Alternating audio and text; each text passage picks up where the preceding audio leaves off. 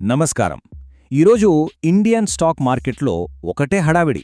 అది electric vehicle stocks గురించి. కొన్ని స్టాక్స్ అయితే ఒక్క రోజులోనే ఏకంగా 18% పెరిగాయంటే చూడండి. అసలు ఇంత పెద్ద ర్యాలీ ఎందుకొచ్చింది? ఈ విశ్లేషణలో దీని వెనుకున్న కారణాలేంటో లోతుగా చూద్దాం. ఇప్పుడు అందరి మైండ్లోనూ ఇదే క్వశ్చన్ రన్ అవుతోంది. ఇంతలా పెరగడానికి అసలు రీజన్ ఏంటి? ఇది కేవలం మార్కెట్లో ఉన్న పాజిటివ్ సెంటిమెంటా, లేకపోతే ఈ కంపెనీల ఫండమెంటల్స్లో నిజంగా అంత దమ్ముందా? పదండి, కలిసి సమాధానం తెలుసుకుందాం. ముందుగా ఈ నంబర్ చూడండి, 18%. ఒక్క రోజులో ఇంత భారీ జంప్ అంటే మామూలు విషయం కాదు. ఇది మార్కెట్లో ఒక సంచలనమే సృష్టించింది. ఇంతకీ ఇది ఏ కంపెనీ అనుకుంటున్నారా? ఆ రికార్డ్ బ్రేకింగ్ పర్ఫార్మెన్స్ ఇచ్చింది మరెవరో కాదు, జేబీఎం ఆటో. ఈ ఒక్క జంప్తో ఇన్వెస్టర్లలో ఒక్కసారిగా కొత్త ఉత్సాహం వచ్చేసింది. ఆగండి, కథ ఎక్కడతో అయిపోలేదు. ఇంకో నంబర్ చూడండి, 16%. ఇది కూడా తక్కువేమీ కాదు. ఈవీ సెక్టార్లోనే మరో పెద్ద కంపెనీ సాధించిన అద్భుతమైన గ్రోత్ ఇది. అవును, ఈ 16% పెరుగుదల ఒలెక్ట్రా గ్రీన్టెక్లో కనిపించింది. So JBM auto, Olectra Greentech ఈ రెండు కంపెనీలు ఈరోజు మార్కెట్ను ఒక ఊపాయన్నమాట. అందుకే ఈ ర్యాలీని సరిగ్గా అర్థం చేసుకోవాలంటే మనం ఈ రెండింటి మీదే ఫోకస్ పెట్టాలి. అయితే ఇది కేవలం ఈ రెండు కంపెనీల కథ మాత్రమే కాదు. మొత్తం ఈవీ సెక్టారే ఒకేసారి ఎందుకు ఇలా ఊపందుకుంది?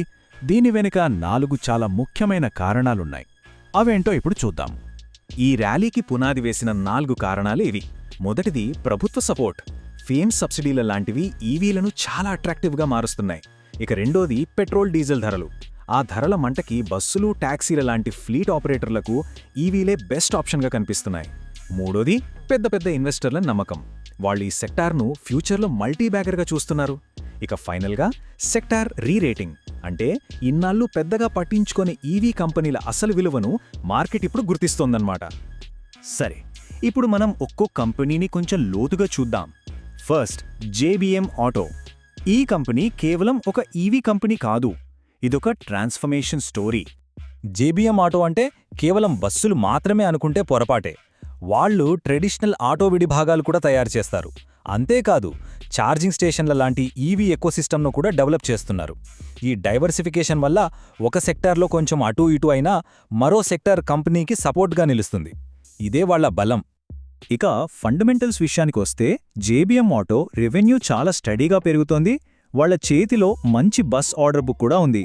అనాలిస్టులు ఏమంటున్నారంటే షార్ట్ టర్మ్లో ₹750 వరకు, మీడియం టర్మ్లో 850 వరకు వెళ్ళొచ్చని అంచనా వేస్తున్నారు. అయితే మనం గమనించాల్సిన రిస్కులు కూడా ఉన్నాయి. ఈవీ సెక్టార్లో కాంపిటీషన్ విపరీతంగా పెరుగుతోంది. అలాగే అనుకున్న టైంకి ఆర్డర్స్ డెలివరీ చేయలేకపోతే అది కంపెనీ మీద నెగటివ్ ఇంపాక్ట్ చూపించొచ్చు. ఇప్పుడు రెండో ప్లేయర్ దగ్గరికొద్దాం, ఒలెక్ట్రా గ్రీన్టెక్. దీని కథ కొంచెం డిఫరెంట్గా ఉంటుంది. జేబీఎం లాగా కాకుండా ఒలెక్ట్రా ఫోకస్ అంతా కంప్లీట్గా ఎలక్ట్రిక్ బస్సుల మీదే. పబ్లిక్ ట్రాన్స్పోర్ట్ను ఎలక్ట్రిఫై చేయడంలో వీళ్లు మార్కెట్ లీడర్లు. ఇండియాలో ఈవీ బస్ సెక్టార్లోకి అందరికన్నా ముందడుగు పెట్టడం వీళ్ళకి బాగా కలిసొచ్చింది. దాన్నే మనం ఫస్ట్ మూవర్ అడ్వాంటేజ్ అంటాం. ఒలెక్ట్రా బలం వాళ్ళ ఆర్డర్ బుక్. అది కూడా ఎక్కువగా గవర్నమెంట్ ట్రాన్స్పోర్ట్ డిపార్ట్మెంట్ల నుంచే వస్తుంది. దీనికి తోడు వాళ్లకున్న టెక్నాలజీ పార్ట్నర్షిప్స్ కూడా వాళ్ళకి హెల్ప్ చేస్తున్నాయి. అనలిస్టులు ఈ స్టాక్ మీడియం టర్మ్లో ₹1700 చేరవచ్చని భావిస్తున్నారు. అయితే ఇక్కడ 2 మెయిన్ రిస్కులున్నాయి. ఒకటి, గవర్నమెంట్ ఆర్డర్ల మీద ఎక్కువగా ఆధారపడటం. రేపు ప్రభుత్వ పాలసీలు మారితే దాని ఎఫెక్ట్ డైరెక్ట్గా పడుతుంది. రెండోది, హై వాల్యుయేషన్. అంటే కంపెనీ ప్రస్తుత సంపాదన కన్నా స్టాక్ ధర చాలా ఎక్కువగా ఉంది. సో మార్కెట్లో చిన్న కరెక్షన్ వచ్చినా దీని మీద ప్రభావం ఎక్కువ ఉండొచ్చు. సో సింపుల్గా చెప్పాలంటే ఈ స్లైడ్ రెండింటి మధ్య ఉన్న తేడాను క్లియర్గా చూపిస్తుంది. జేబీఎం ఆటో అనేది ఒక ట్రెడిషనల్ ఆటో కంపెనీ నుంచి ఈవీ పవర్ హౌస్గా మారుతున్న ఒక ట్రాన్స్ఫర్మేషన్ స్టోరీ. మరోవైపు ఒలెక్ట్రా గ్రీన్టెక్ ఈవీ బస్ల మార్కెట్లో ఆల్రెడీ లీడర్గా ఉన్న ఒక ప్యూర్ ప్లే స్టోరీ. ఓకే, ఈ రెండు కంపెనీల గురించి చూశాం.